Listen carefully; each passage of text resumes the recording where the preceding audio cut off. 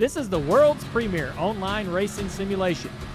iRacing puts you in the driver's seat from your home computer with the most realistic online motorsports experience you'll find anywhere. Race virtually in the world's biggest events with officially licensed series, cars, and tracks. From the high banks of Daytona to the blistering speeds of Indianapolis, the dirt of Eldora to the world's most legendary road courses. It's all here, and with more than 180,000 people just like you already driving, you'll always have someone to race. Ready to get behind the wheel? Sign up at iRacing.com to get started.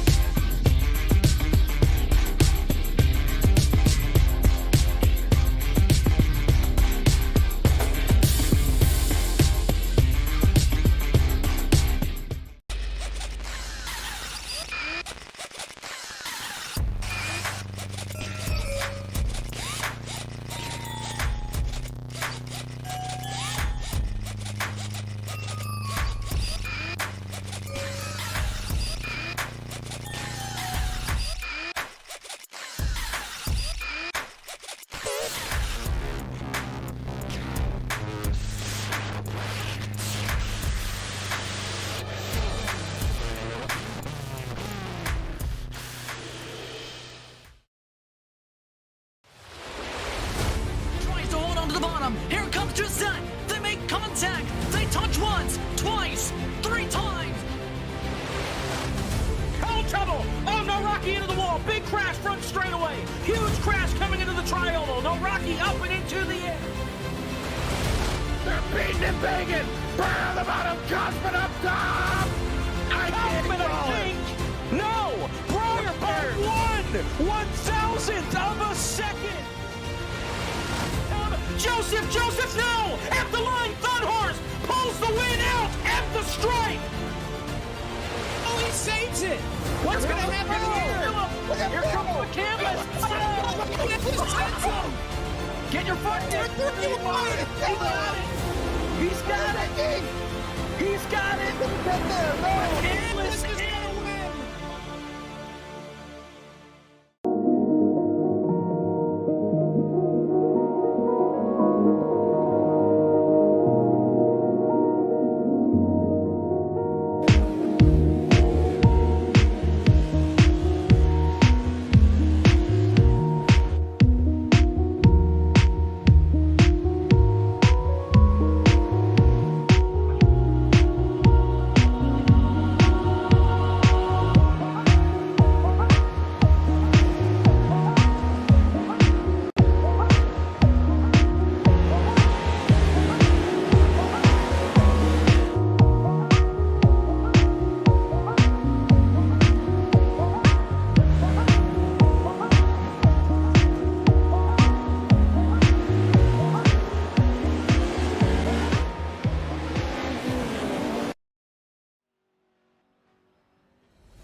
A short, quick season comes down to one of the most important venues on any off-road calendar.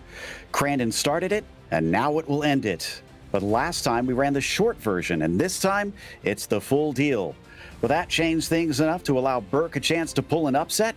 We'll find out soon as we get ready to watch round 5 of the 2022 iRacing Regional Short Course Series live on FDF.GG. Hi, I'm Joe Peak, and joining me in the booth is IMSA driver Joey Atterbury with our producer Zach Johnson behind the scenes.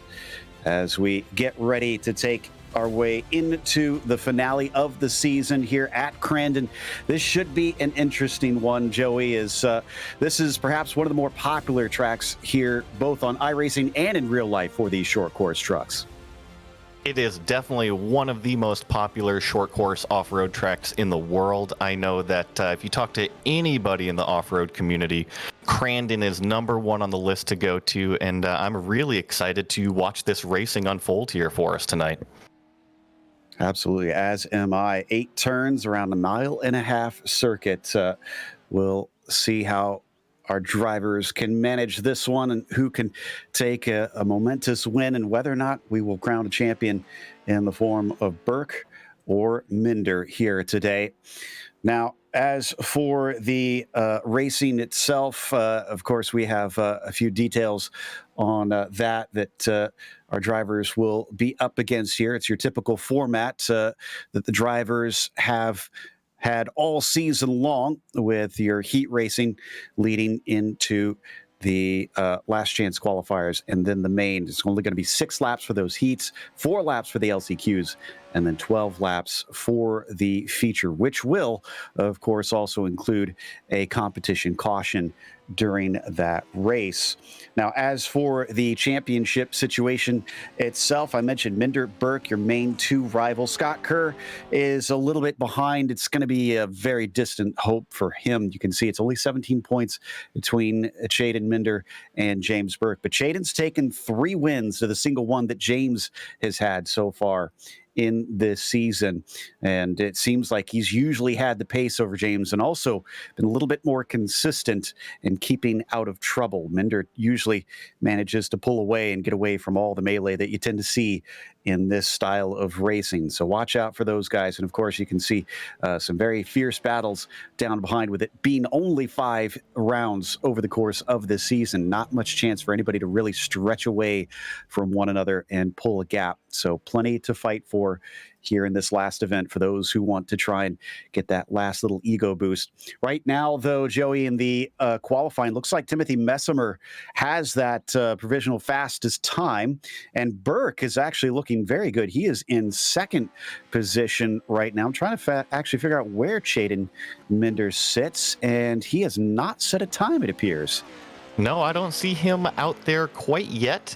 I wonder if this is the old-fashioned, let's see what everybody else has, and then I'm going to go throw down what I got. And I'm curious to see really the lap time that Chaden does, as he is sitting in here the points lead coming into it. And I just noticed he may have had a connection problem.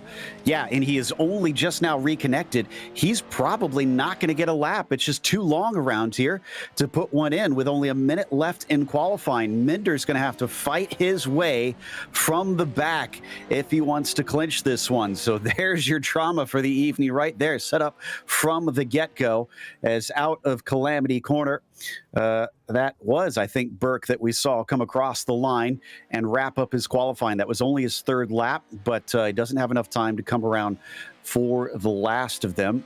We check in the meantime on the O2, I think this is. Yes, this is Logan Gill here on your screen coming up into turn 2. Long sweeping left-hander that will lead up to the gravel pit. Big jump off of this one as well, as he takes it right up to the wall.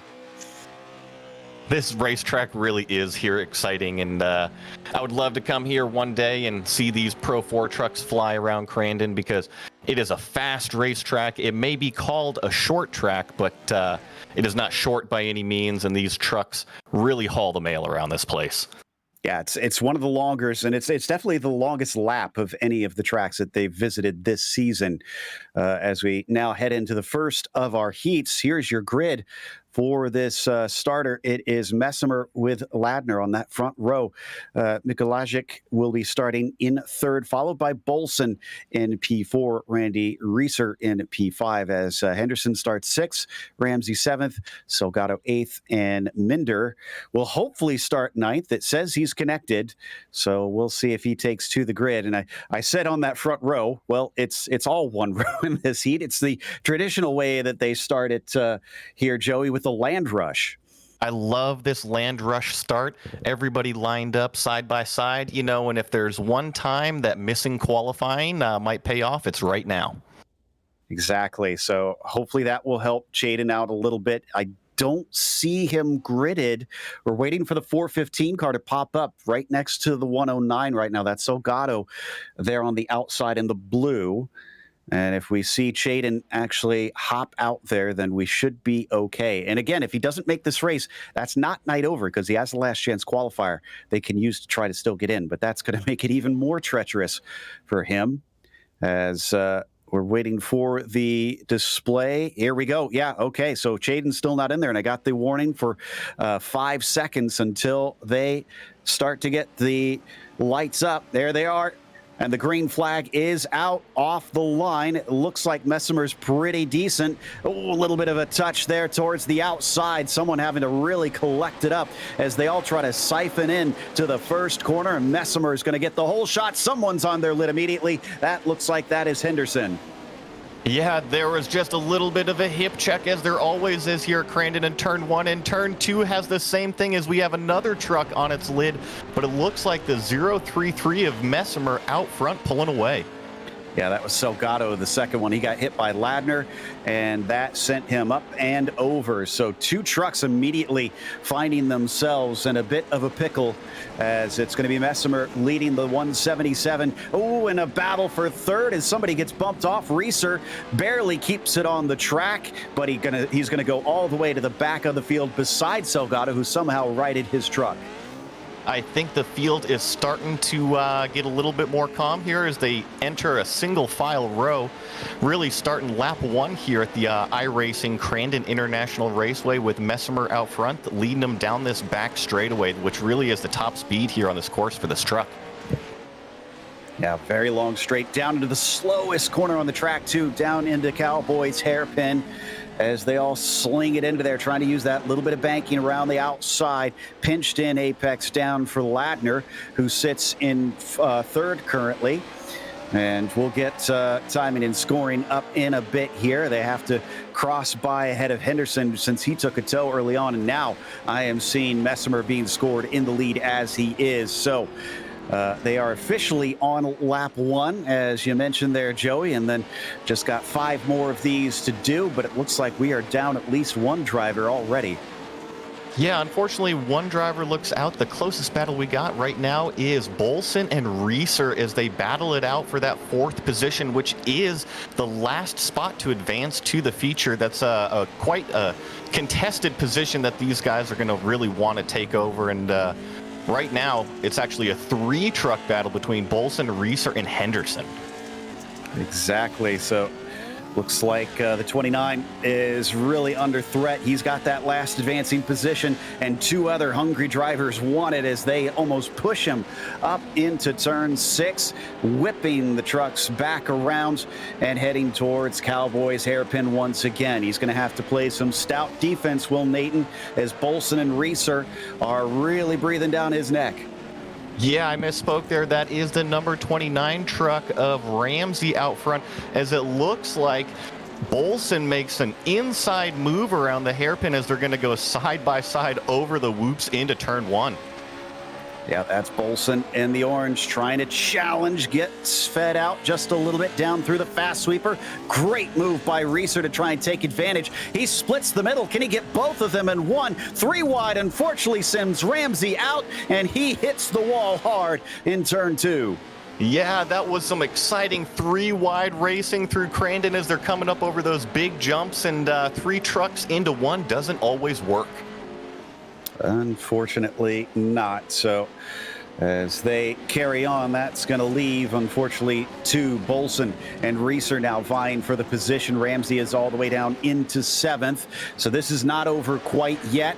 Already getting well into this race, halfway through this first heat. That is Reeser in the blue and black that you see following Bolson's orange and black machine up into turn 7 once again.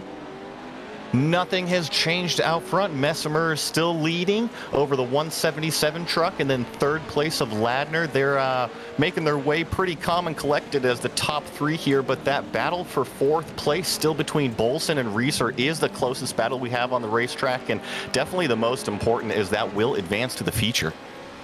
Indeed, and it seems like Bolson is going to try and defend hard here on Reeser as they fly down into turn 1 once again, heading up towards 2.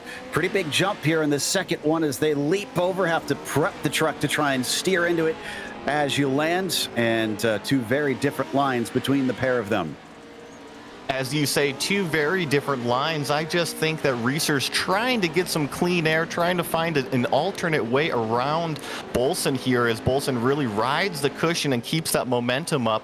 but Reeser still applying the pressure right on the back bumper of that truck. I mean, remember, Reeser was kind of sent backwards. He was in the third position as they were starting the first lap, and then suddenly got shoved to the side. So there's probably some pace in that 28 truck, but he just can't seem to find a way around quite yet. It's one thing to catch, it's another to pass. This racetrack, as wide as it is, it can get very narrow when you're trying to pass, as it looks like Bolson had a great exit, pulls a couple truck lengths, has a little bit of breathing room as they head into this big braking zone of the hairpin. Maybe can breathe just a little bit easier now that he's opened up a little bit of a gap over Reeser. It looks a lot safer than it was before, that is for sure, but I don't think Randy is going to let him sit on his laurels right here as they once again head into the fast sweeper of turn one, taking it right down to that barrier on the inside, trying to open up turn two as they set themselves up. Big hit onto the ground as both of them fly off of the leap, and then it's up and over turn two and down towards the gravel pit, still keeping an arm's length between himself and Randy Reeser. And now they are coming up to, it looks like two to go this time. Yeah, this race is quickly running out of time for these guys. Oh, it looks like our second place truck on its roof here in the last turn. That's going to advance all of these guys up one position. And Salgado is very thankful for that because he gets bumped up to fifth, so he's got a better chance now. Try to see what exactly caused that, and it looks like just driver error from Mikulajic. It's just not been his night. We're going to take a look at the replay. This is into Calamity Corner right here. Looks like he just tagged that inside wheel on that concrete wall, which I know is really easy to do. That is such a technical corner in these trucks where you're trying to wrap it around as close as you can, and I think he just cut it a little bit too short there. So put yourself in Reeser's position here, Joey. He's now suddenly in the advancing positions. Obviously, he's still gained something for the future if he's able to pass Bolson, but how worth it is it for him to do that? Have we lost Messimer now? Did something happen to Timothy? I think you're right. Yeah, I don't see him on timing and scoring right now. Oh, looks like he's just might have a little bit of a laggy connection. He's back out front on me now, but getting back to your point there, if I was Reeser, I still want to apply the pressure here to the number 25 truck. I want to be ready for that race, and any information that I can take into the feature on my competitor is worth it. All right, let's see if he agrees, because we're on the final lap now. Remember, start line and finish line are two different things here. They just went past the finish line after Calamity Corner, so they've got one full lap to go around. Messimer still blinking a little bit, unfortunately, and he's come back, so I think hopefully as long as he doesn't disappear when he gets the checkered flag, he should be scored as our winner. Otherwise, Dusty Ladner is going to be beside himself how he won this race. Really using up every inch of the track is Austin Bolson on the way into the Cowboy Corner. Yeah, they're both taking that real high line around the hairpin, trying to maximize their drive off down to this long straightaway into turn one. I love how fast these trucks are, 90 miles an hour through turn one, up and over these jumps, nearly 100 miles an hour as they really max out the suspension. And I know that Messimer out front here is about to claim victory here in Heat 1.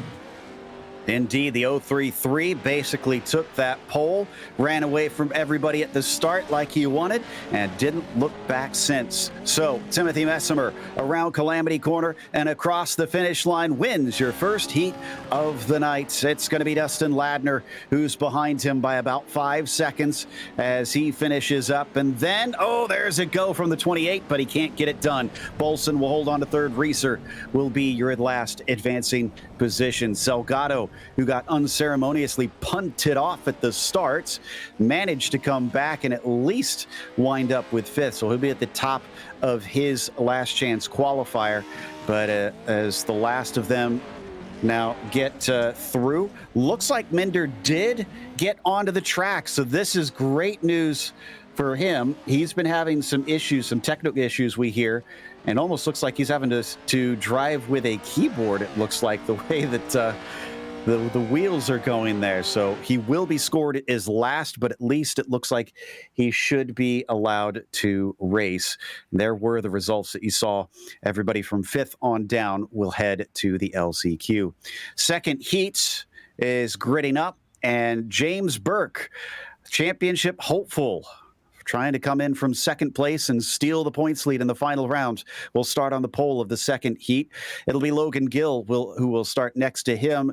Metoxen will be third, and Dylan Aylor P4.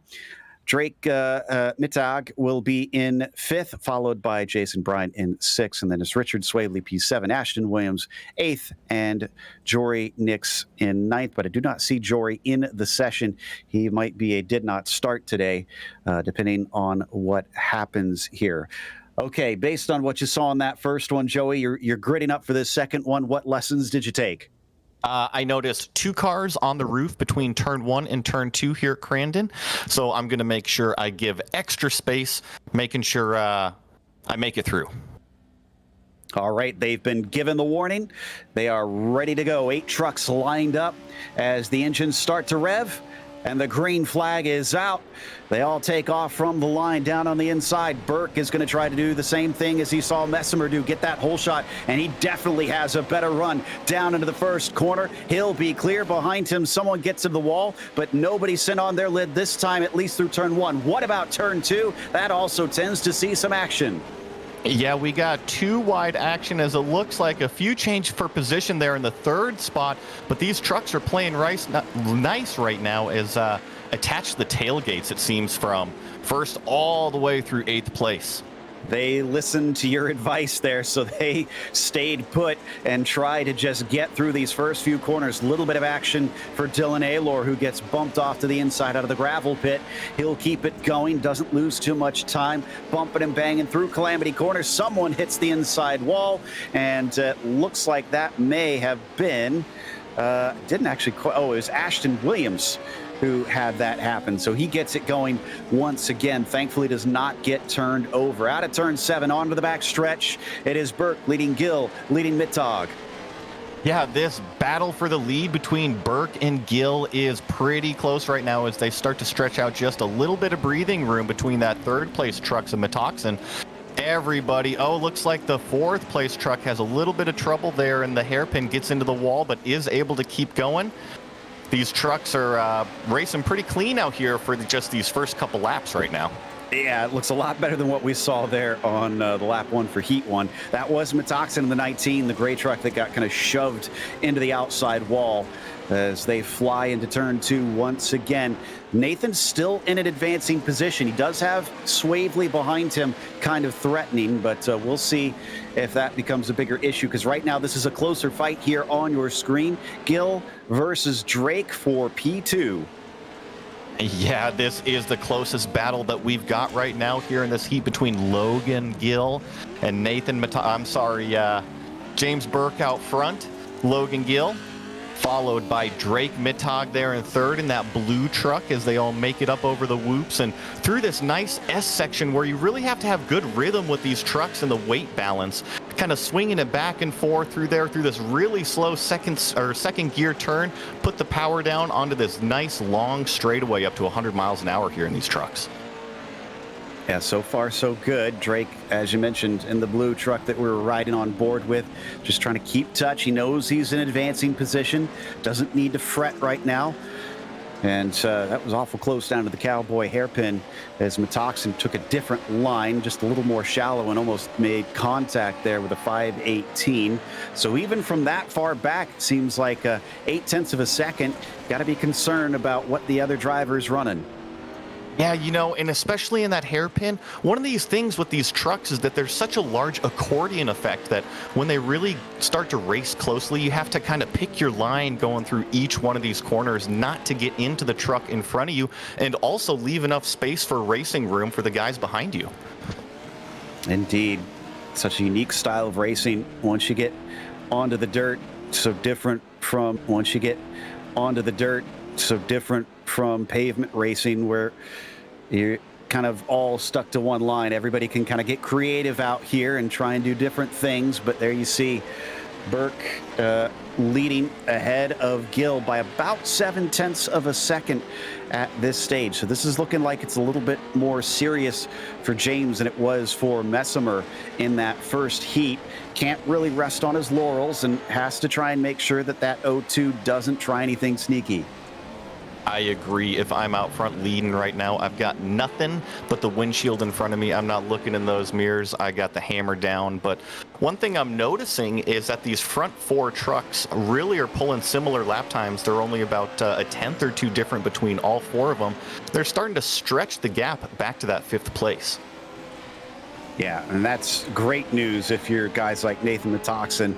Because Swavely, we said earlier that we needed to kind of keep an eye and see whether he would be a threat. That's kind of a no. And in fact, I just saw Swavely hit the wall a little bit coming into turn 2 as we look from above. And there's a very good view of the line that these trucks are taking, as you can just see the buildup on the outside as they spit out the dirt and then dry up and rubber up the inside line.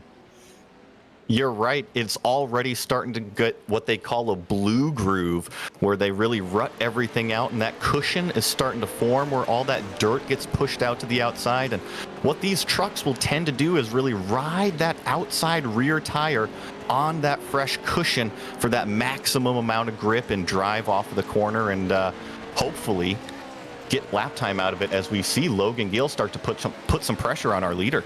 Wow, Logan Gill suddenly right on top of it. He's going to get to the inside, but pinched down. There's just not enough grip on the bottom. So Burke runs away as they start to stretch their legs over the whoops on the main straight into turn 1.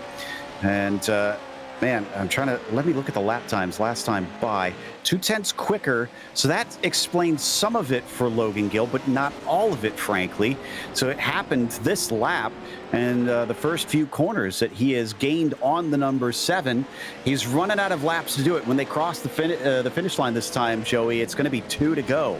Yeah, we are running out of time here as we see Logan Gill take an inside line there through turn 3. Doesn't quite get up to the door of our leader, but he is starting to put the pressure on.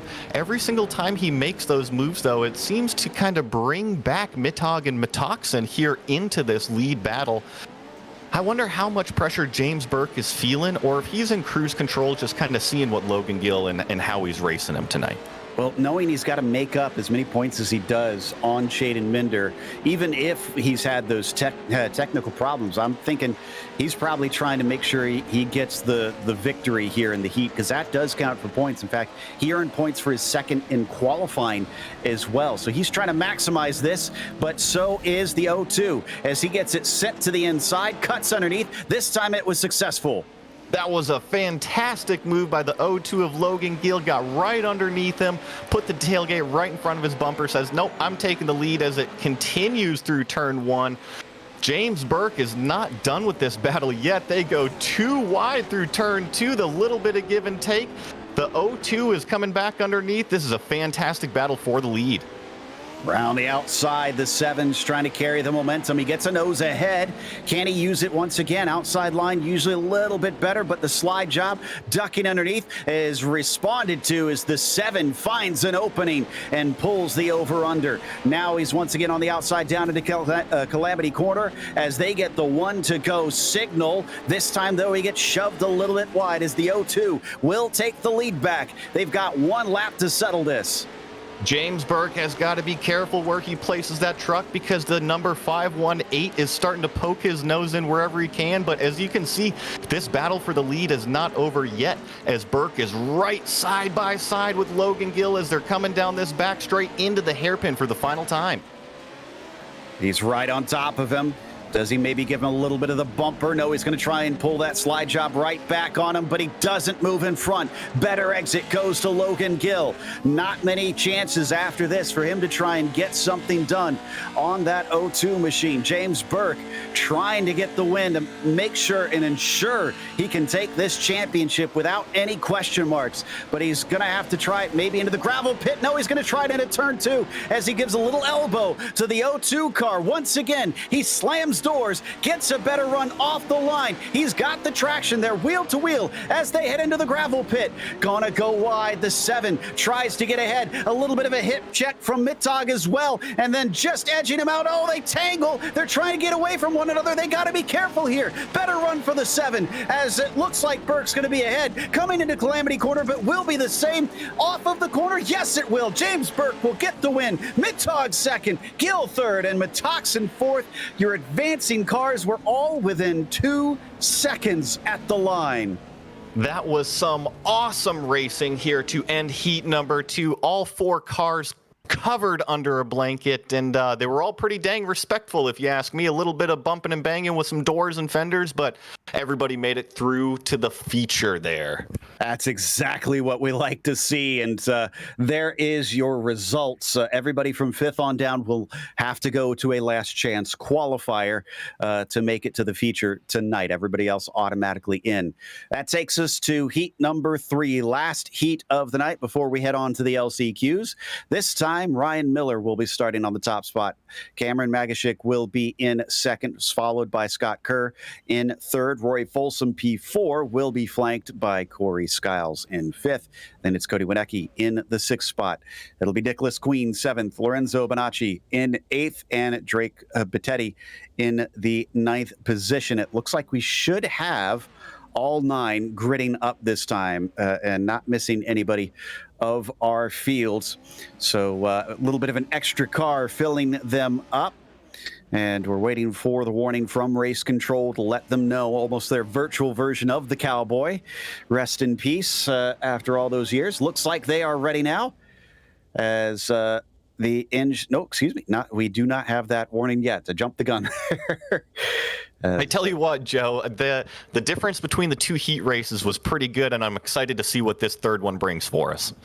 I am as well. Now we've got the warning, and now we get the engines revving as the green flag is out. Ooh, our pole sitter not as good this time, down to the very inside. Scott Kerr is going to get a much better jump compared to the rest of them. Someone spun out off to the inside. I think that was Skiles, and down, it looks like the 51 of Miller. Our pole sitter is trying to get in there. Someone climbs over the barrier, somehow avoids flipping due to the K-rails and keeps it on all 4, but it looks like our pole sitter will retain the lead. Miller ahead of Kerr. A fantastic start for that 84. Yeah, Miller ahead of Kerr right now, followed by what looks like Bettetti in a whole mess behind him, as there's quite a bit of door banging going on in the first few corners as it continues through this final set of corners here. These trucks are all battling for 3rd place. Yeah, Magashik unfortunately almost went up and over. Speaking of which, oh my goodness, we got a traffic jam, and Magashik actually turned somebody on their lid. That is Bettetti, and unfortunately that means his race is effectively compromised. He's probably not going to be advancing, even if he does get his spare truck out there and rolling. So Miller, Kerr, your top 2, Folsom, Winecki are your other advancing positions, but Bonacci in P5 is only half a second behind. Yeah, depending on where in the country you're from, that might have been the 5, the 95, the 85. All I know is that it was a pile up there in lap 1. These trucks are starting to get a little bit more single file, as it looks like Winecki's got a good battle with Bonacci going on right here for what is the 4th place right now on the racetrack. I feel for Bettetti. When we had the commentators race a few weeks ago, someone did that exact same thing to me, rolled me over, and I didn't really get to take much part in the race itself. Meanwhile, as our drivers fly over the jump out of turn 2 down into the gravel pit, that's Bonacci there in the white and black. The blue and green is Cody Winecki, all trying to decide who is the last to advance in the final heat of the night. Yeah, these front trucks, at least the front 2, are pretty set in their position. Same thing with 3rd here, as this race kind of gets into a rhythm right now after the front was a little bit messy at the beginning, but they're all settling in right now. It sounds like we have a replay of Bettetti having his sad moment there, winding up turtled even before they really get the official lap 1 started in iRacing. And well, yeah, he kind of started it himself. He clipped that inside, and then from there, well, there's not much he could have done other than just sit and let things happen. Yeah, he definitely ended up as a turtle in that one, but let me tell you, it all started the corner before that. There was door banging. It looked just about like that, the corner before as well, except nobody was on their roof. But thankfully, only one truck, unfortunately, is out of the race from that one, as it looks like we still got 8 trucks on the racetrack. Oh, Bonacci has a bad entry into turn 2. He's up and into the grass, and he's out of it as he goes through the fence. He gets an automatic tow. That's unfortunate for him. Skiles was the one that was fighting him for that spot and the 0-1-1. Now he's got to catch up to Wienecke and try to do what Bonacci could not. Yeah, up front right now, it looks like we got Miller followed by Kerr still as our front 2 trucks. I think this is our closest battle right now. Joe, you think we're going to see a front battle here? These guys are rolling incredibly fast, doing 1:18.6 right now. That's almost a second faster than the trucks this last heat. Wow, yeah, they're pushing. I think Scott really wants it, and so does Ryan. Again, it's going to get him a better starting position in the feature race if they can advance on through as we hop on board with Scott on the 84 truck. You can see just how much distance changes between them in those slow corners up to these fast straights as they accordion back and forth.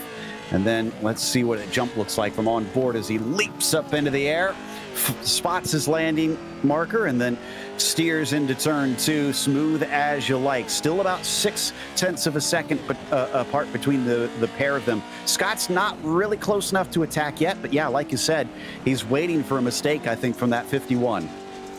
You know, you're right. He is right there, and if there's any misstep from that 51, he's going to be able to pounce and take over that lead, or at least be there for the fight. A little bit further back right now, 4th place, which is our transfer spot to the feature, just had a little bit of a problem with Wienecke through the final turn as he gets up on 2 wheels, and now we got 3 trucks battling for the transfer to the feature. That's actually Pettetti. That's Pettetti in there, and he's just trying to carry on his own race. Oh, almost pushed off the course, turned around. Wienecke finds himself facing into the berm. Thankfully, does not roll over and gets it pointed back forward. Corey Skiles, remember, he got kind of spun out on the very start of this race and somehow has found his way back into 4th, although he had to use quite a bit of elbow grease to get there. Yes, he did. I love seeing Pettetti back into it. You know, he did have that tow earlier, but one of the things that I love about iRacing is getting back out there and enjoying the race. I love having a smile on my face when you're done with the session, and that's exactly what he's doing right now. Yeah, I'm glad that he's not giving it up and just at least getting out there. You never know, somebody could DNF and he could gain a position because he is 2 laps down, so if somebody wrecks now, he at least gets that one. After that, it'll be hard for him to advance much farther. Still being led by Miller, who's going to start the penultimate lap this time by. But man, this is where all the action is, as we've got 5 of our 9 trucks together, some of them not on the same lap as the others, so not necessarily for position here. But Corey Skiles is the highest amongst them. They're second in line. Boy, they're getting flirtatious with that inside wall each and every time. And they have paid for it dearly. Ooh, somebody off course.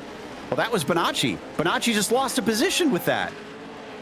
Yeah, that it's been one adventurous race as we have another truck up on its lid playing turtle there.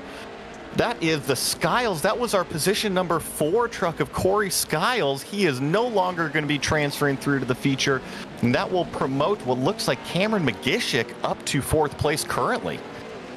Indeed, you're right. So, wow, things have changed around drastically very quickly. Cameron now into 4th. Nicholas Queen sitting not too far behind him as well.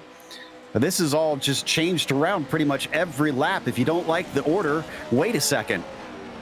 It really is a roll of the dice on which positions are going to be what on each lap.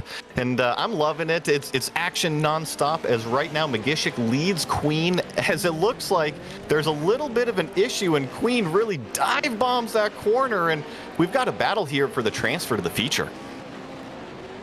Absolutely. Final lap is now on its way. Still don't know who is going to make it, and we've basically got 3 trucks under a blanket. Magashik, Queen, and Wienecke are still in the hunt. Poor Corey Skiles is a lap down. Pettetti is actually might catch him and get that 7th place instead, unless Corey is able to get his spare truck out and rolling here. Meanwhile, Miller is still keeping Scott Kerr away from him and managing to get a safe lead in that number 51. Remember, he didn't have the greatest of starts. Almost looked like he was going to lose it into the first corner and didn't get the whole shot, but eventually was able to shove the 84 aside and show his dominance and be able to take the lead. So as they come around now, out of turn 2, just 2 more corners to go to reach the finish line. The 51 is heading into the gravel pit as we see the battle behind them to decide the lower positions. And Ryan Miller is going to come around Calamity Corner. This was definitely the most calamity of any of the heats, and the 51 comes out the top of them with the win in the last heat of the night. You are definitely right. I think that was the most adventurous heat we have had so far. Ryan Miller taking the win, followed by Scott Kerr. Rory Folsom there looks like he's going to come back third, and then Cameron McGishik with that final transfer spot. And one thing that really impressed me from those front runners is the lap times that they were consistently laying down in the mid-18s, which is faster than any of these trucks qualified earlier today. There's your results. Top 4 are into the feature. We won't see them for a couple races, and then the last 5 will be back. Some of them here right now because we are heading in to our first LCQ. There's going to be 2 of those races for this one. Drew Salgado will be starting at the top of this one.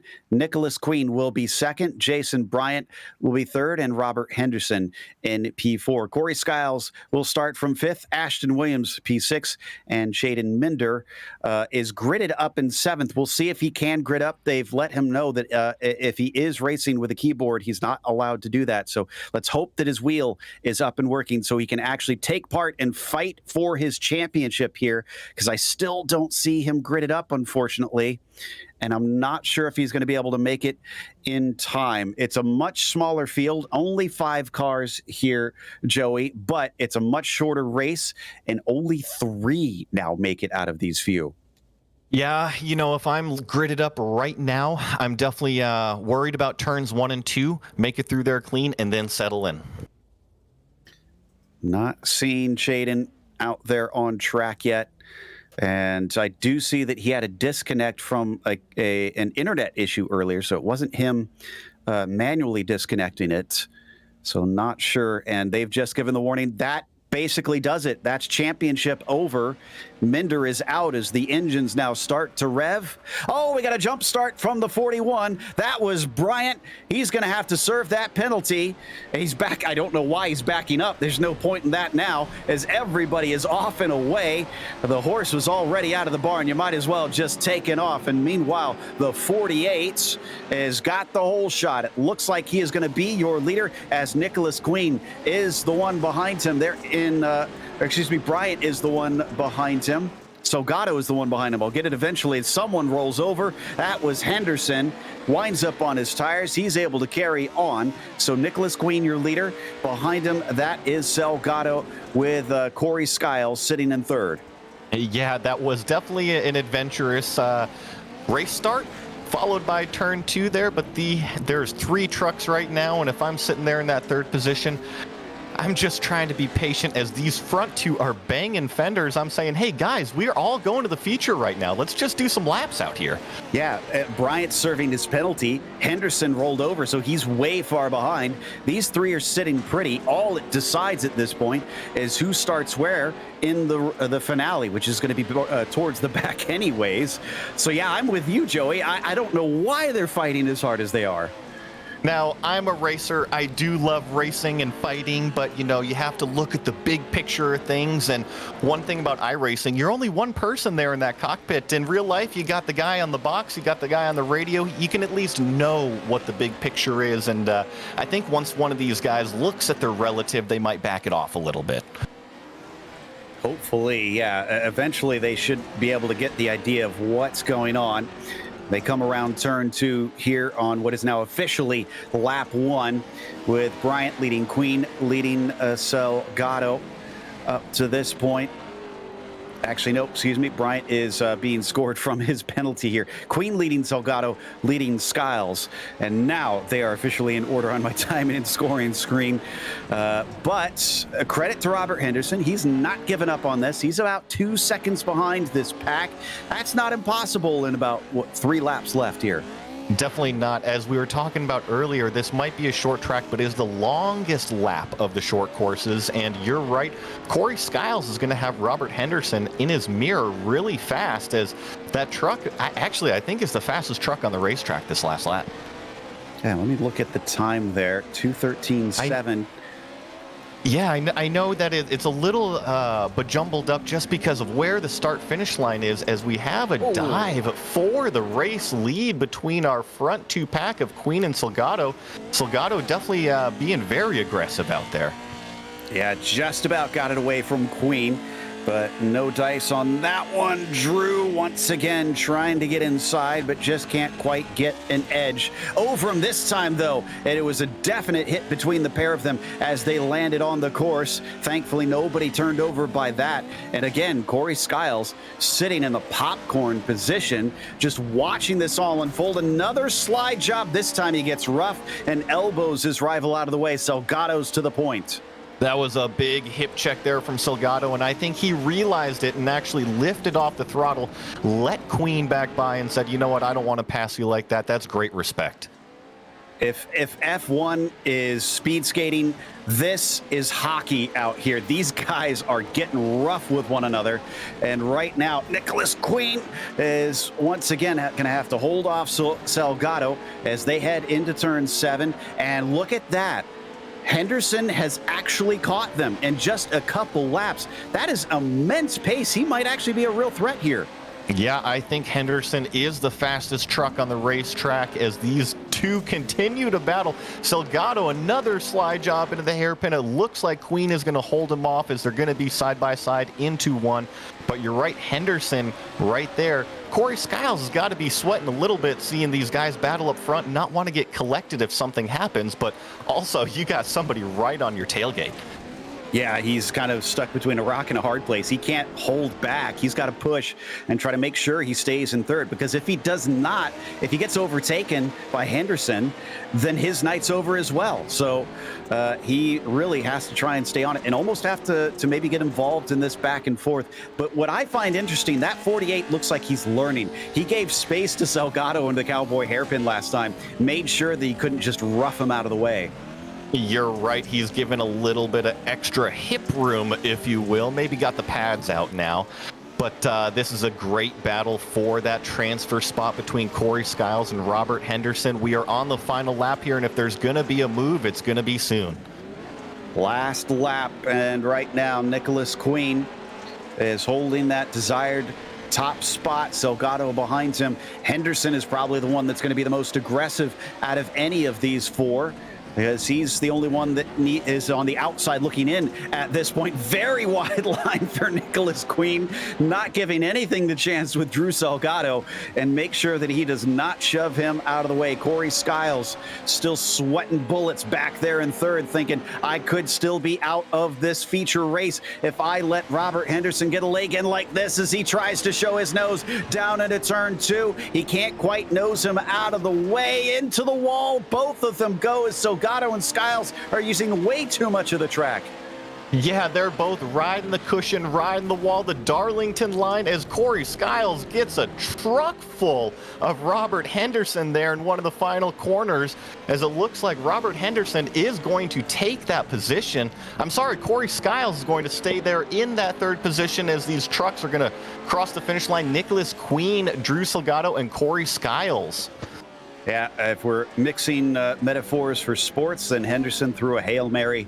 Unfortunately, it missed in the end zone, and he did not get through. So there were your 3 to advance out of 5. One was gone by the time they even started, before they even got the green flag. And then the other one really fought back hard. That was admirable on that one. And the top 3 advance on. That takes us to the second heat. Richard Swavely will start on the top spot for this one. Nathan Ramsey will be in P2. Cody Wienecke will be P3 as Dylan Aylor will start 4th Paul Mikulajic will start in 5th, and then the others that you see will not take part in this race. Unfortunately, we will only have 5 trucks who will get the green flag. Last shot at it, last chance. Anybody else is going to be done for the night, and everybody gets to carry on who finishes on the podium in this one, Joey. Well, one thing that I learned from last race is that you gotta make it through turns 1 and 2. I've said it all night at the beginning of every race.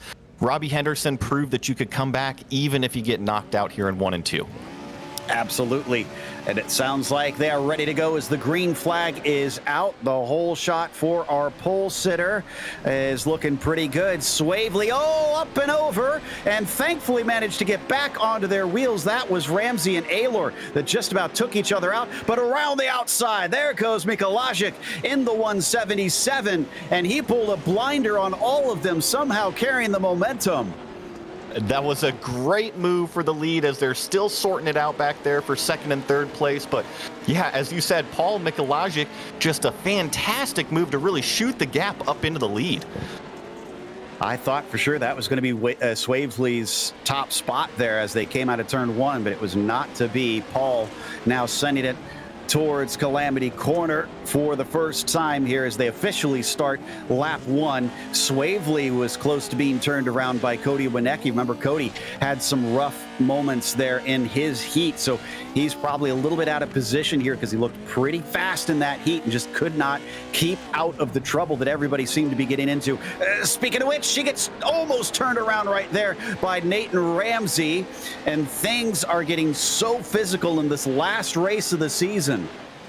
You're right. There was definitely some tube-on-tube contact there as it looks like Ramsey's going to try to take the short way around the hairpin, try to cut off Wienecke, which he does up into that 3rd position.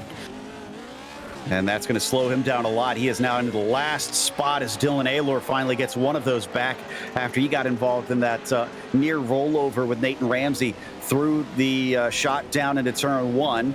It is still Mikulajic leading with Swavely in 2nd. Those two on their own. The real battle is for that last transfer position. Looks like Ramsey's now going to hold it as he comes off of turn 2. Yeah, Ramsey might hold it for now, but he's up on his roof. As it looks like Wienecke and, let's see here, is that Swavely that put him up on there? It looks like it was just a little bit of a bump into the wrong place. Yeah, and Ramsey did land on his tires. I'm not sure how good the car is. That was actually Aylor. That was Dylan that sent him up and over in the 92. And Dylan's now in the transfer position. I'm not sure what the stewards are going to think of that because they have been watching. They've been unhappy with some of the drivers in this one, and we have had a few that have been parked for the evening.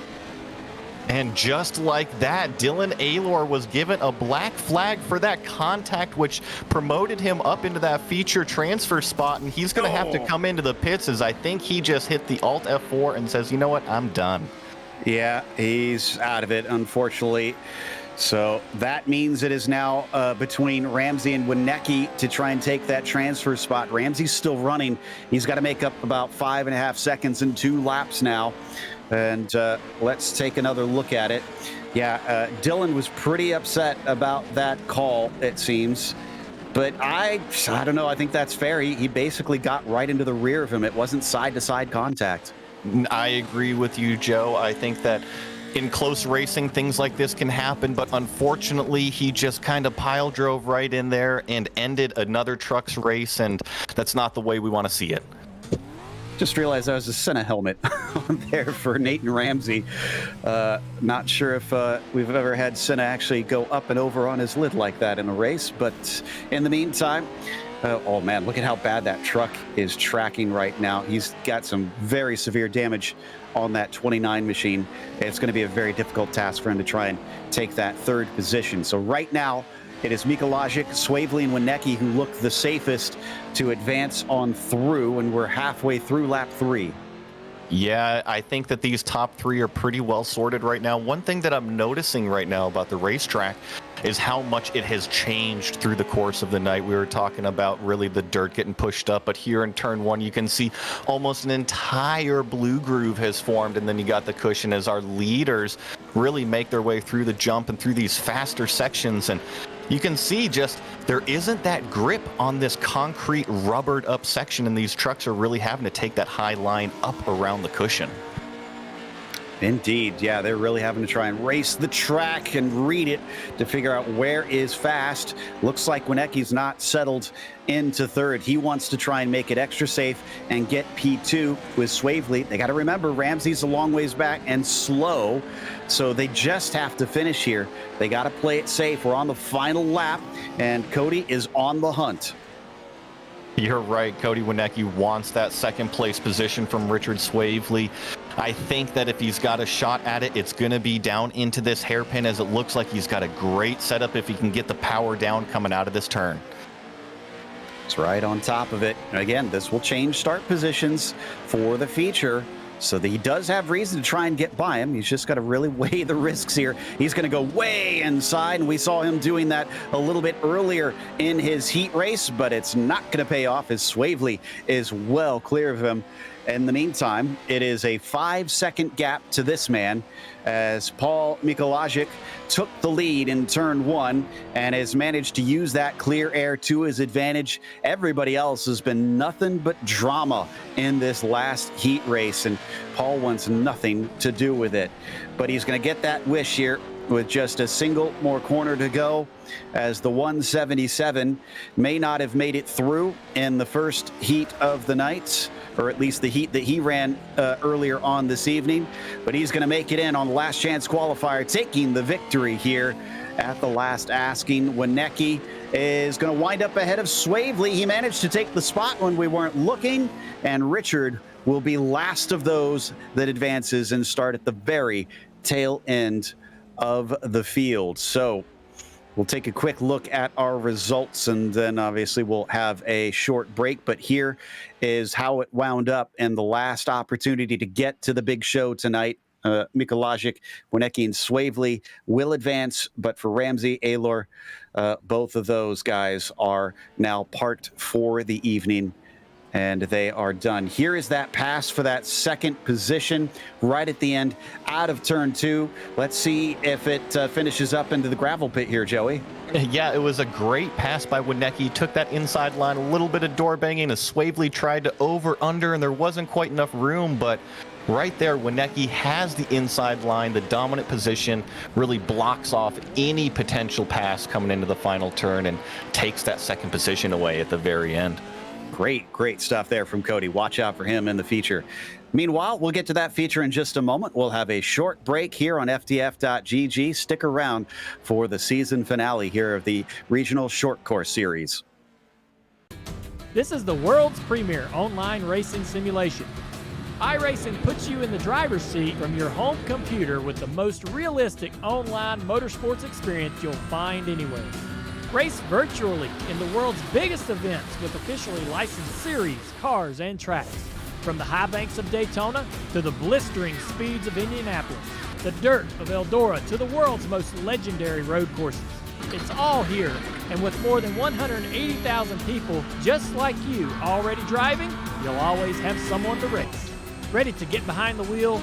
Sign up at iRacing.com to get started.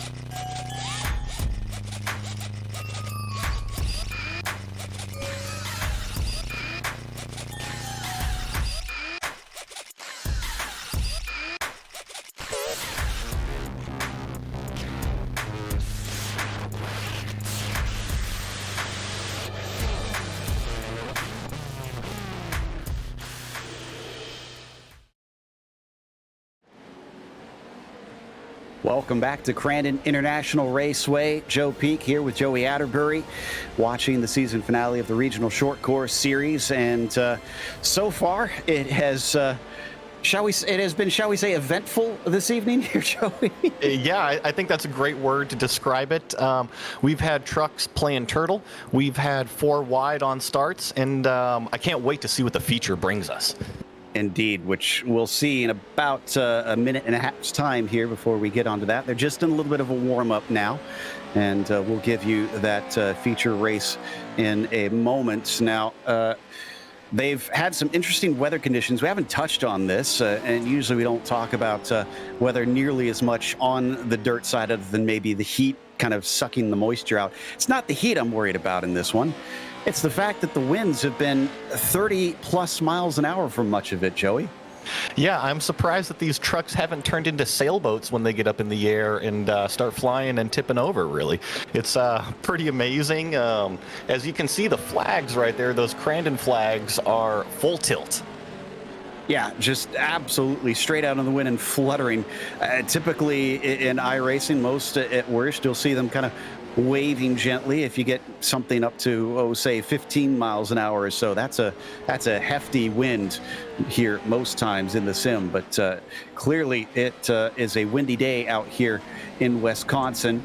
And as we watch them continue to try and practice on the warm-up, we've got Messimer on the top of the timing sheets. Not too much of a surprise. He seems to feel pretty confident coming into this one, because I was looking at the text chat between the races and accidentally asked what to do if he was leading, on the assumption that he was going to be leading. Confidence is always a good thing if you're a race car driver. You know, if you didn't have that kind of arrogance, I'd be a little worried. But you're right, Messimer was very fast earlier in the heat. I think he's definitely going to be a truck to watch for the race win tonight. See, I think that's probably why you're an actual race car driver and I'm not, because I never saw myself as the one that was going to be the leader of a race. So that's like we have counted down to 0. And they are going to grid up now for our feature race. The most trucks that we're going to see on the track at all tonight. Timothy Messimer is going to be on the pole position. James Burke will start from P2. It'll be Ryan Miller starting from 3rd with Dusty Ladner in the 4th position. After that, Drake Mittag will be in the 5th position. It's Scott Kerr starting from 6th and Austin Bolson 7th. And it's Logan Gill 8th and Rory Folsom in P9. Randy Reeser will be the last one on the front row starting from 10th. You've got Nathan Metoxen in 11th on that 2nd row. Cameron Magashik 12th and Nicholas Queen 13th. Paul Mikolajic will be in P14. Drew Salgado 15th and Cody Winecki 16th. After that, it's Corey Skiles in P17. Richard Swavely, the last of them of the 18 that made it to the feature. They wait for the warning from race control. We saw how crazy it could be with only 9 trucks coming down single file into the first corner. Now that we've got double that and they're starting on 2 rows, what's it going to be like here today? Joey, I am looking forward to this, not just because it's going to be some chaos, but because this is where everybody has their last opportunity to decide their finishing position in the championship. Absolutely right. And I've been preaching turns 1 and turns 2 all night. But guess what? We're going to take it one step further. We got whoops here on this 2-row standing start. So we got to be careful even before we get to turn 1 that we're leaving enough room for all these trucks out there. I can't wait to see the action, as the only thing I think we're missing is maybe some picnic tables and beach balls through this field as they go flying through there. Yeah, really. It's probably going to look like a bit of a mosh pit, that's for sure. As they wait to grid up, I do not see Metoxen out there, I think.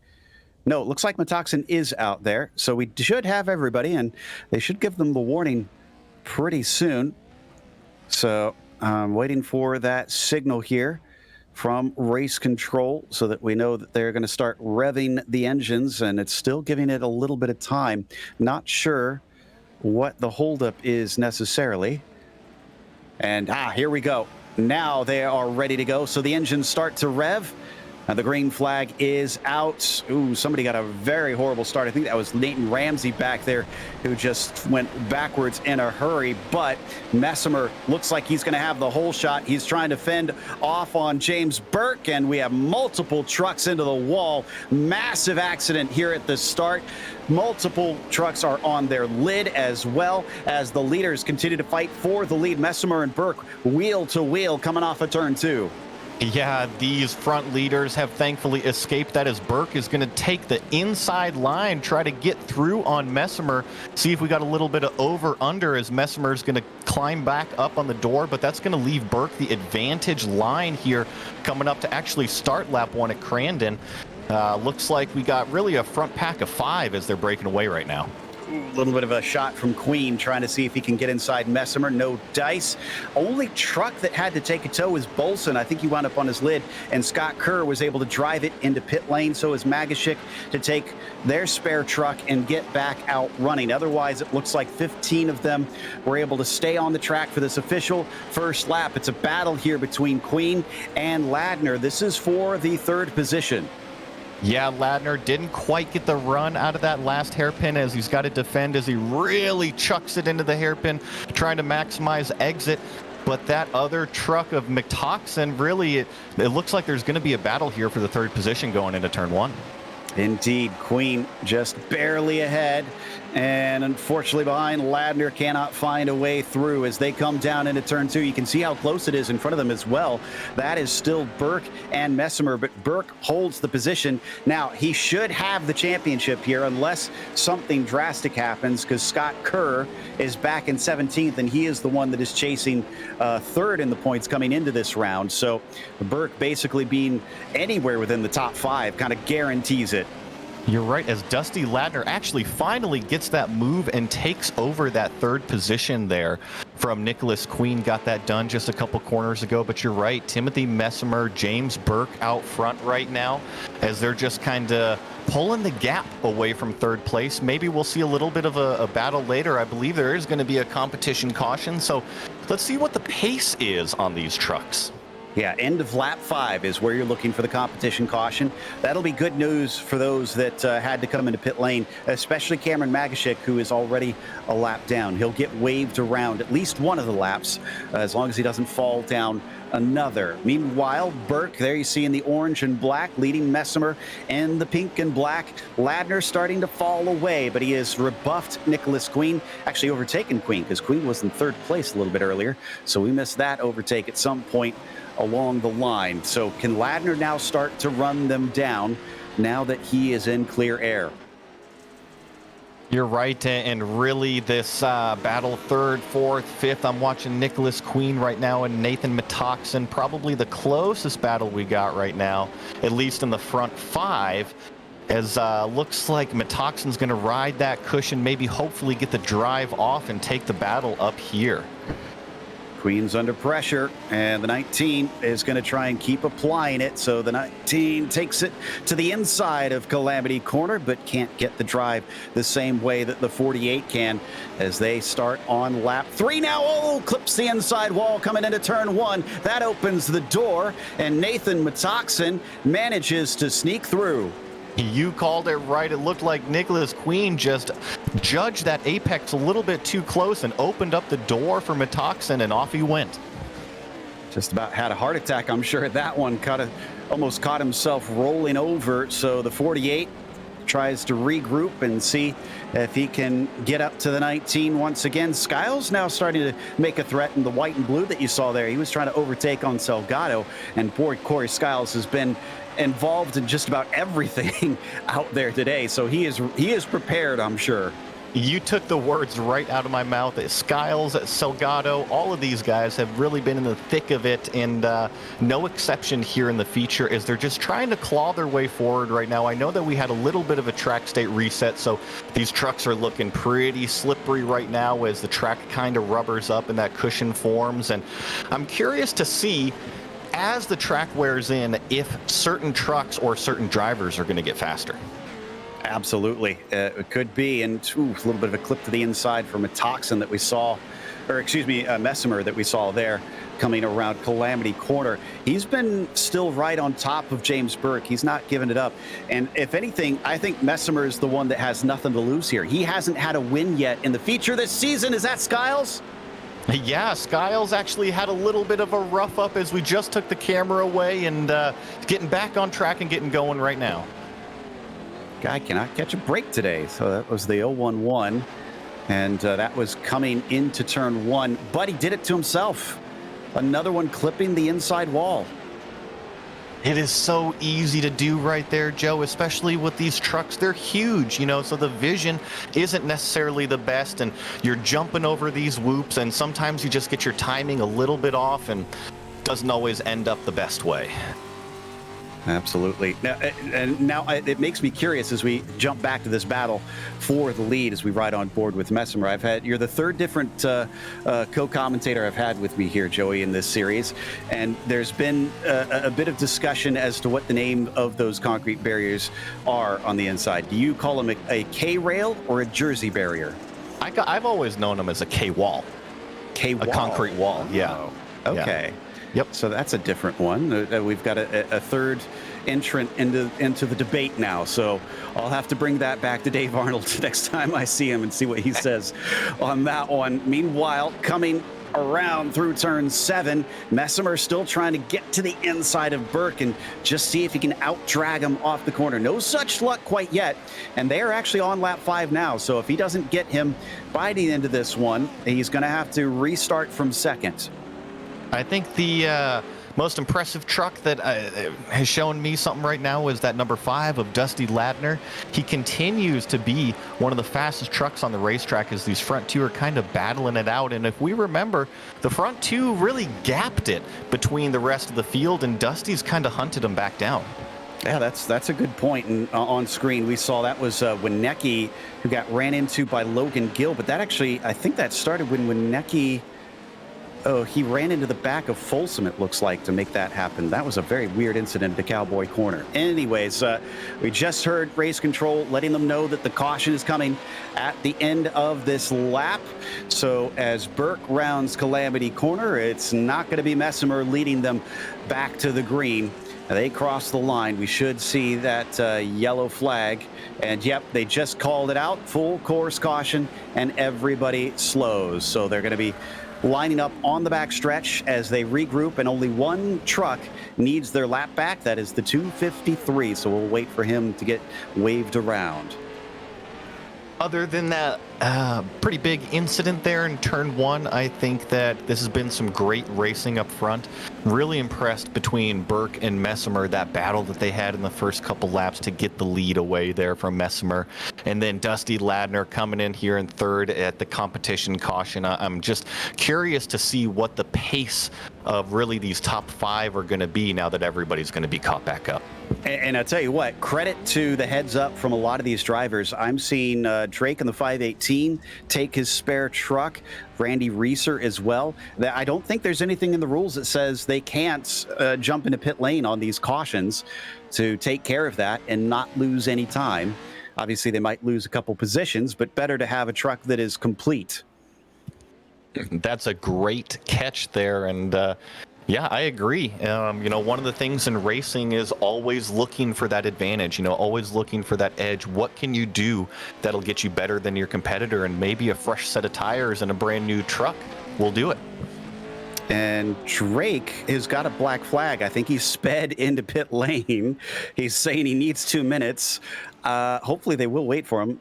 But he will be the very last truck because Cameron has already been waved around and is by him. It's been 1 minute sitting in his stall, so Drake's going to hold us up for just a little bit longer here. That was a bit of an oops. The 518, and you can see them sitting and waiting patiently. Now, this is a manual caution, so obviously it will be ended immediately once they get back around here, and we won't have to sit and wait for them to cycle by with the pace truck every time through. And they are now being told to carry on.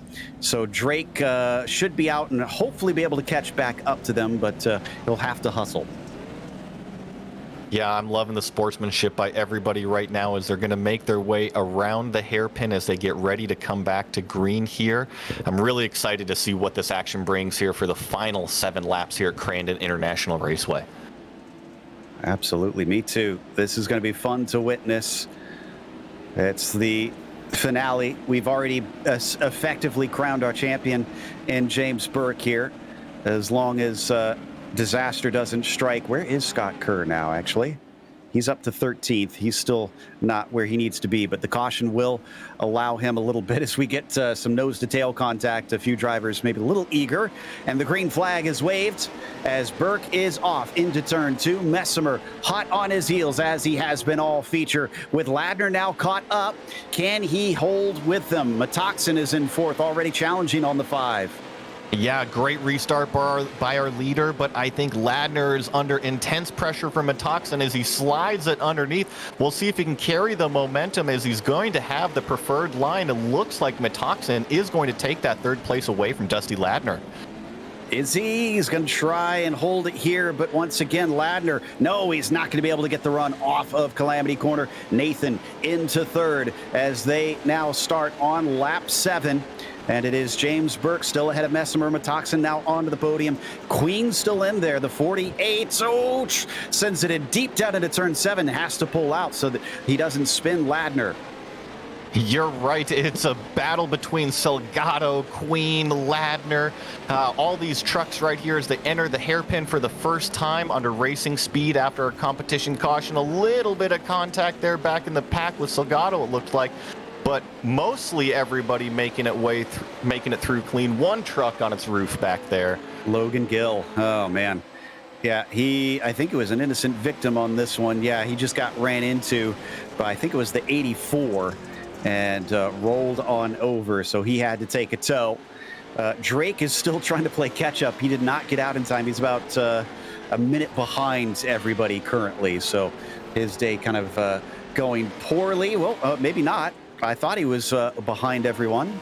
No, he's counted as a lap down, actually, it looks like. So, yeah, he got lapped by the leaders because of that penalty, and it just has all gone south for him. Meanwhile, Messimer trying to poke a nose in through Calamity Corner. James Burke just ahead of him, and it has basically been the battle between these two titans here in this last race of the season. Burke and Messimer out front right now, and I'm really impressed with Messimer and how close he's able to race that number 7 truck of James Burke. I'm curious to see when he's going to get a little bit more aggressive, or if he's just taking notes right now, seeing, hey, you know, I'm a little bit faster here, I'm a little bit faster there, but you watch every single turn, he just puts that nose right up on the tailgate to apply pressure, but doesn't come in contact. That shows me that he's got great control over that truck, and I think he's just kind of sitting and waiting right now, maybe for Burke to make a mistake and capitalize on it. It seems like that's all he can do right now, because he's had attempts, he's had tries at it, but nothing really seems to stick. By the way, if you've been enjoying this on FTF.gg, we've got other upcoming events here soon, including SimCar's Grand Am Series from Fuji. That'll be Thursday, October 6th at 8:30 p.m. And look at this mess that's coming down into the gravel pit, being led by Folsom. Ryan Miller trying to fight him for that 9th position. Cuts underneath, but Folsom gets the launch off side by side behind him between Reeser and Bolson. Magashik also in and amongst them after getting his lap back, making great use of it. 3 wide into there. They beat and bang. Thankfully, they're going to be able to come out the other side. I love this racetrack and this combination of trucks. It is nonstop action as it looks like we're riding along here. And yeah, I've got a smile commentating over here. I can only imagine what these guys are doing as up on 2 wheels as he makes it through and puts the power down. Yeah, this is from Folsom's perspective here. Also, Swavely just overtook Salgado. It looks like that was for 7th position. So nicely done by the 32 as they all swing into Cowboy Corner. And Folsom still rebuffs on Randy Reeser, who's been trying to sneak underneath him into that hairpin. down through turn one. They fly once again. We've also got another race coming up on Saturday. That is the Bar Visuals FDF Cup Series at the Charlotte Roval. Look for that at 9:45 p.m. on October 8th. Big hit down onto the ground. Thankfully, don't have to deal with those G-forces here in the sim, these drivers, because otherwise we'd have some very rotten backs after this. We've got a little bit of contact for our lead as Messimer is really starting to apply the pressure onto James Burke. Got a little bit of a better run through turn 3 there this last lap and is tucked up right up on our leader. You know, I haven't seen him make a lunge yet. All he's done is really apply pressure, and I'm wondering, when is this lunge going to come? And I know it's going to be soon. Yeah, you got to think that he's not just going to sit there and cruise on into second. He wants to finish on a win. So as they come down into the hairpin, oh, something maybe happened to Magashik behind them. There it is. There's the move down to the inside. This time is much more successful. He actually manages to drag race him down the stretch into turn 1. And it looks like it's not going to do it, but he'll get the cut back into the first corner. Will it give him a wider entry into turn 2? Maybe something there. No, Burke is going to park it. Yeah, you know, sometimes it's not always going to work out at the hairpin, but it always works out at the other end of the racetrack, as it looks like Messimer has a little bit of a run down into the gravel pit, but James Burke wisely takes the inside line. That's where Messimer has been faster than our leader. But as you can see, this 033 truck is not giving up. He's making a race out of this. I love what we are seeing here. Tries to diamond off the corner. Still can't quite find the same grip that Burke can off the desired racing line. As they carry on into turn 7 now. Once again, we've seen him maybe try and put a nose into here at times. He's going to tuck it way down to the bottom. That was a little bit of a slide wide from the 7. Look, makes him look vulnerable, but he gets a decent shot off the corner. Still with a nose to the inside as they head down into the Cowboy hairpin. Burke tries to cut down low early, coming off around the outside. Messimer trying to carry the speed, and he does it well. This time it's a much better shot. Messimer's going to have the nose ahead when they come down into turn 1, Joey. Yeah, they're going to take the lead with the number 7 truck out front. They're still staying side by side through turn 1. Messimer on the right side. He's going to carry the high line here. We're going to see if Burke can kind of cut him off, give him a hip check up into the wall as they're still side by side headed down to the gravel pit. No quarter asked, no quarter given. They have used up every inch of the track, actually hitting him into the wall, but ever so lightly. He's going to cut back underneath. Can't get the spot away from James Burke. Somehow that orange and black truck remains in the lead, and I don't know how, frankly. We are going to get the 1 to go signal. Last chance if you're Timothy Messimer. Yeah, James Burke really squished Messimer out of the gravel pit right there, which let him hang on to the lead. But I know one thing, if I'm Messimer, he didn't forget about that, as it looks like a look down the inside. But right here, he's been capitalizing on the exit. And if I was a betting man, I would look for the same exit move coming out of the hairpin. If I'm a betting man, I'm putting something on the 19 car. Metoxin's watching all this happen and seeing how physical it's getting and thinking, I could win this race. And again, a little bit of a hip check as Messimer gets into the side of James Burke. Once again, it is a drag race, but this time they are dead even. No advantage until they steer into the corner, and it is going to be Burke who manages to put it on the apex. He gets it off of turn 1, now coming down into turn 2 as they slide through the long left-hand. Advantage to the 7 truck. Messimer has 2 more corners to try and send a move in through the gravel pit. You can see passes into here, but will he try it? No, he's going to swing wide as the 7 just about cuts down across him. Last chance into Calamity Corner. Will Messimer absolutely send it in? Will he hip check him, or will he go for the over-under? He's going to do neither. He is going to stay behind and accept the 2nd position as Burke will win and take the championship with this victory. What a race between James Burke and Timothy Messmer there for really the whole race, but these final 3 laps were something else to watch, really, with Messmer capitalizing on these exits, but ultimately it was James Burke that was able to hang on for the win as he is playing turtle right now. Yeah, he flipped himself over in celebration, and his rivals are trying to see if they can get him on his right side to help him celebrate this victory. There we go. And the 7 is righted. Great drive by Nathan Metaxen, by the way, with a podium here today, up 8 positions from where he started this race. But our finishing order for today wound up seeing James Burke take the win, despite not starting from the top spot, as Messmer, who was on the pole, made him earn that one. That is for sure. But I'm sure they're grinning ear to ear after that run together. Metaxen, as I mentioned, finished 3rd, up from 11th, as Ladner was exactly where he started. In 4th, it was Nicholas Queen in P5, followed by Paul Mikolajic in 6th spot. He was actually up 8 positions as well from 14th. Randy Reeser was P7, and Richard Swavely was 8th. And it was Drew Salgado finishing P9, and Rory Folsom rounds out your top 10. On the next slide, Cody Wienecke had to settle for 11th today. Skiles, man, this will be one that he could write a book about, I'm sure. So much happened to him over the course of the race. He finished 12th in the end. Magashik was 13th, as Scott Kerr was P14. Then it was Austin Bolson in 15th, and Ryan Miller, the last one on the lead lap. Drake Mittag 17th, and Logan Gill, a DNF, unfortunately getting turned over late in the race.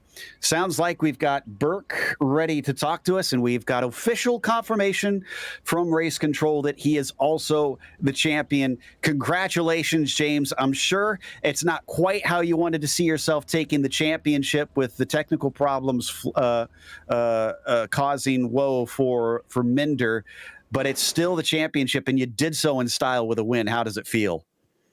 It feels so good, and it sucks for Chaden. I really wish that he would have been here tonight. I think I would have had more fun battling with him than I did with Timmy. No offense to Timmy, but Chaden and I go back, like I said last week, so I was really hoping to be battling with him this week.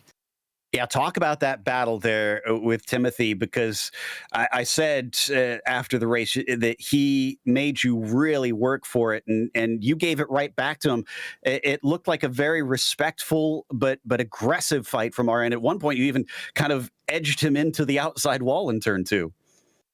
Yeah, I am shaking and sweating right now. Timmy made me work for sure. We've been practicing together all week, so I'm happy to see like Metaxen and all those guys up here too. I mean, it's awesome seeing these new faces up here. It's so cool seeing these guys up here. It was a great battle for sure. Well, we enjoyed the heck out of it. I got to assume you'll probably be back for more of these with the short course series folks, because they tend to come back and put on these nice short little seasons. Will we expect you to try and defend the crown? If Connor lets me, yeah. I have my eyes set on bigger things, so I definitely want to get in the national series, and I definitely want to go for that world championship. I missed out on it last year. I just wasn't as focused, and I want to grow bigger from regional for sure. But yeah, if Connor lets me come back, I'll definitely race again next time. Oh, we look forward to it. Congratulations again. Who do you have to thank for your second win of the season and your championship? I got to give a shout out to Legion Speed Sports, Chris, for getting us all together. Keepers, I mean, he's around. Tom, he didn't practice with me this week. I'm disappointed with you, Tom. But yeah, Dosh Gillette, he's in there. Smith Graphics, Brock Smith, Brent Smith, Austin. Noah for spotting me tonight. Noah was in my ear all night. But yeah, Bonsai Move Clothing, AMX, Humblecock, Daily Panago, and Connor, and you guys for putting on the streams. It was a great season, so thank you guys. That was your winner, James Burke, and newly crowned champion for the regional series, as Joey's caught up with the other end of that battle, Timothy Messmer. Yeah, we got Timothy Messmer here joining us in the booth. Congratulations on the second place finish tonight. I know you wanted that race win. What was it going to take to get up there and finally execute that pass? It would have took a little bit more door banging than I would have liked to done, to be honest. James, he knew how to hold his line, and he knew how to be able to hold the bottom in corners that would have took a pretty hefty door slapping to get past them. That was one thing that I was really noticing. You did an excellent job following right on his tailgate the whole race, and a couple opportunities presented themselves at corner exits, and you guys had some great racing. And as you said, a little bit of door banging, but great racing on that second place finish. And is there anybody that you wanted to thank or say hi to? Yeah, I'd like to thank everybody at Team Watson Racing, Forged Dreams Media, ZAS Design, Zach. He one of the best design guys that I've came across with, and Connor and Zach and everybody and Nicholas that put this race on, put this league on, and had some of the best competition that I think I've ever raced against so far. Yeah, well, like I said, it was awesome to watch you tonight. And once again, congrats on that second place finish. Thank you. That was Timothy Messimer from the 033 truck taking P2. We've also got Nathan Metoxen, who managed to get third, up 8 positions from where he gridded up. And considering the craziness that we saw at the start into turn 1, Nathan, how did you approach that? I'm sure you expected things to get a little wild into that first corner in the feature, but did you plan to kind of place yourself where you did? So I was hoping I'd get a little better start, but now I'm kind of regretting it because I would have just been inside that chaos. I was able to just hang on the inside, try to hold my line, and then I had, I think it was Nicholas or someone on the inside of me the whole time. Kind of got put in the wall, stuck it there, and then just try to just work my way back up through the pack. Which she did and eventually got to third. And then you kind of had a front row seat to the show as you watched those two racing hard in front of you. Were you kind of rubbing your hands together thinking, I could actually win this thing? Oh, yeah, for sure. I was hoping, I know they were talking about how they were trying to race each other cleaner. I'm like, I need you guys to race a little rougher so I could catch up. That was a little harsh to keep up.